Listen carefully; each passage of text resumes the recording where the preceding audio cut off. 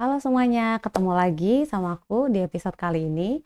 Nah, di episode kali ini aku tuh pengen ngomong, ya lebih kayak temanya lebih ke kehidupan sehari-hari ya, berhubung tuh, sehari 2 hari ini tuh lagi banyak banget sih berita-berita mencengangkan gitu ya. Jadi kemarin itu, nih aku kalau boleh spill-spill doang nih ya, kan kemarin tuh ada berita perselingkuhan artis lah, yang adiknya artis juga itu kan, yang ternyata selingkuh, cinlok gitu. Ya ceritanya tuh gitulah ya, maksudnya entah bener apa enggaknya, tapi intinya lagi dihebohkan dengan dugaan perselingkuhan itu di Indonesia.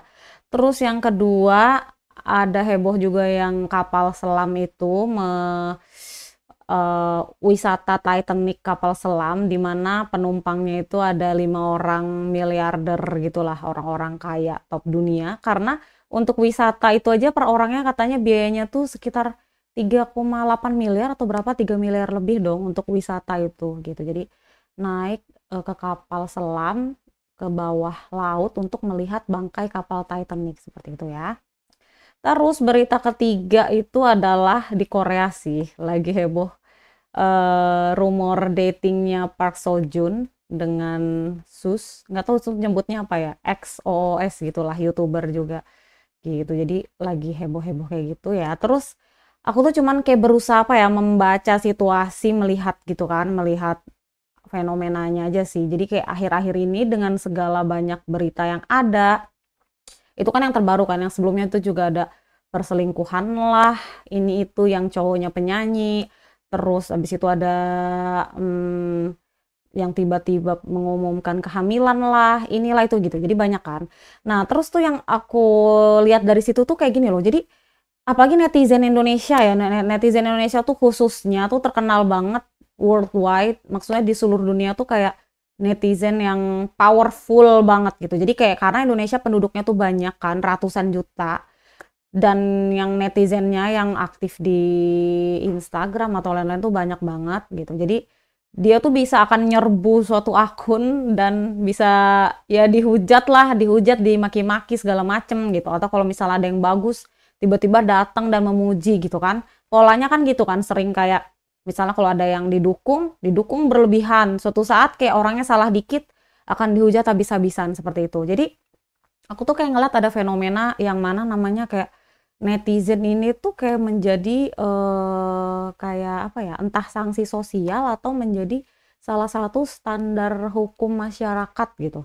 Jadi kayak kadang-kadang kan ada yang misalnya nggak bisa dihukum lama sama polisi, malah udah sanksi sosialnya lebih besar. Atau bahkan kadang netizen yang bisa menggerakkan polisi untuk gerak cepat gitu kan. Kayak gitu. Jadi tuh aku tuh ngeliat kadang fenomenanya tuh kayak semuanya tuh kayak netizen maha benar gitu loh gitu. Jadi kayak, dan ini tuh kayak kadang-kadang tuh menjadi menurutku tuh pisau bermata dua gitu loh. Karena apa? Karena kan netizen tuh kan nggak selalu selamanya benar juga gitu. Jadi kadang-kadang tuh bisa jadi, boleh jadi kamu didukung oleh netizen se-Indonesia Raya, tapi sebenarnya tindakan kamu tuh salah gitu. Bisa jadi ketika kamu dihujat habis-habisan oleh netizen di media sosial itu, tapi kamu sebenarnya itu belum tentu salah gitu. Jadi kayak aku tuh ngelihat kayak, wah ini kalau kayak gini tuh kayak apa ya, kita tuh sebenarnya nanti ke depannya tuh kayak gimana nih, ini tuh baru saat ini loh gitu, baru saat ini tuh kadang-kadang nih ya, misalnya kalau misalnya eh oh ya aku disclaimer ya, di sini aku ingin memberikan opini berdasarkan kacamata Islam menurut yang saya pahami seperti itu. Jadi kayak misal nih kadang-kadang kan kayak ada orang mengumumkan dia hamil hamil padahal belum nikah gitu misalnya kan. Nah, netizen tuh nanti dia akan kebagi dua, ada yang menghujat, ada juga yang mensupport kayak gitu. Nah, terus jadinya kan kadang-kadang tuh kayak ini tuh sebenarnya mana yang bener nih, ada yang disupport lah apa segala macem. Nah gitu, terus kadang-kadang misalnya gini, kayak ada artis-artis Korea yang tiba-tiba mengumumkan pernikahan tapi sekaligus juga kehamilan kayak gitu. Banyak kan, banyak banget yang kayak gitu gitu. Dan itu juga kayak wah congratulations apa segala macam, support udah mulai banyak gitu loh. Terus makin sekarang itu kan di Korea ya, yang mana memang udah biasa gitu kayak gitu. Dan di Indonesia pun juga udah mulai bergeser kan, udah mulai banyak yang udah dalam tanda kutip tuh kayak nggak malu lagi lah gitu. Misalkan zaman dulu kan itu tabu. kalau sekarang ini udah mulai makin banyak yang memang kayak udah nggak malu gitu loh, kayak misalnya eh, mengumumkan kehamilan lah atau nikah tiba-tiba berapa bulan udah melahirkan, tiba-tiba udah melahirkan terus habis itu, atau juga yang misalnya kayak hubungan bebas lah gitu sebelum pernikahan itu tuh kayak udah mulai, atau staycation staycation lah sama pacarnya kayak gitu. Itu tuh kayak udah mulai bergeser gitu. Nah, hal-hal kayak gini tuh kan kadang kalau dilihat di media sosial itu kan kadang-kadang kayak ya udah positif-positif aja, dapat dukungan aja gitu kan. Padahal kan sebenarnya kalau misalnya kita melihat dari misalnya kacamata Islam atau misalnya bahkan dari culture Indonesia sendiri yang sebenarnya negara ketimuran ya. Dulu aja kan kayak gitu kan kayak tabu banget ya gitu, malu gitu misalnya.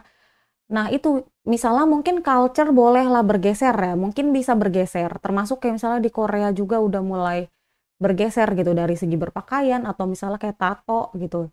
Dulu katanya di Korea tuh misalkan lebih jarang, cuman sekarang tuh udah mulai, ya udah mulai makin banyak gitu, udah mulai makin bergeser ke barat-baratan gitu. Culture memang sangat sangat mungkin bisa bergeser gitu kan, tapi kayak kalau nilai-nilai value agama itu kan yang sebenarnya kalau Islam kan patokannya Quran kan, Al-Quran dan sunnah Rasul kayak gitu. Jadi kayak sebenarnya tuh standarnya tuh ya begitu gitu. Kalau misalnya kita nggak boleh zina ya nggak boleh zina gitu. Walaupun kayak secara masyarakat udah biasa gitu. Nah itu sih yang menurut aku tuh yang kayak wah ini kayak sebenarnya tuh cukup memprihatinkan ya gitu. Apalagi kalau masyarakatnya kita misalnya nih sebagai muslim, bagaimana misalnya di Indonesia kan negara dengan penganut ya, misalnya dalam tanda kutip di atas kertasnya mah misalnya Islam terbesar di dunia gitu ya. Jadi kayak tapi kita tuh mulai jauh gitu. Kita jarang, maksudnya kita kurang mengenali nih sebenarnya yang Islam yang sebenarnya nih gimana sih aturan-aturannya gitu. Kita tuh lebih cenderung akhirnya lebih akrab dengan bagaimana sudut pandang masyarakat, bagaimana penerimaan masyarakat atau netizen jadinya ujung-ujungnya kan gitu. Jadi nanti ini banyak fenomena lah kayak misalnya nanti misalnya nikah beda agama lah gitu atau yang kayak tadi hubungan bebas lah, pacaran-pacaran, staycation misalnya kayak gitu. Jadi aku tuh juga mulai mikir kan ini tuh masih sekarang, wah nggak mungkin apakah ini nih misalnya nanti kan ada nih cerita katanya Dajjal dateng, kita tuh akan banyak manusia-manusia yang ngikut dia gitu. Jadi kayak dia bilang ini surga, padahal neraka. Misalnya dia bilang neraka itu surga. Jadi kayak, wah tuh gimana kan? Kan kita mikirnya kan kayak masa sih kita mau ngikut dia yang bener-bener salah. Tapi kalau ngeliat fenomena kayak sekarang ini gitu, jadi bisa jadi itu kayak suatu tindakan yang sebenarnya nggak sesuai sama value Islam, tapi udah banyak loh yang dipuja-puja dan diterima di masyarakat kayak gitu. Jadi kayak nauzubillah min zalik ya, itu aja sih sebenarnya salah satu concern aku. Semoga nanti kedepannya kita bisa lebih gali lagi, tuntas lagi sebenarnya kayak lebih belajar sama-sama sih. Sebenarnya aku jadi pengen kayak kita bisa belajar sama-sama. Yuk kita lihat lagi gitu. Sebenarnya tuh kita value-value apa sih sebagai muslim yang perlu kita pertahankan dan perlu kita pahami juga gitu. Jadi bukan cuman sekedar oh di atas kertas doang nih kita muslim dan Al-Quran standar hidup tapi disimpan di lemari dan nggak dipahami kayak gitu. Semoga kita bisa kembali lagi ke nilai yang benar, yang apa ya, kita bisa pegang lagi karena sebenarnya kan itu dengan kita memegang yang benar itu kan akan salah satu menjadi kunci keselamatan kita nanti di akhirat kayak gitu.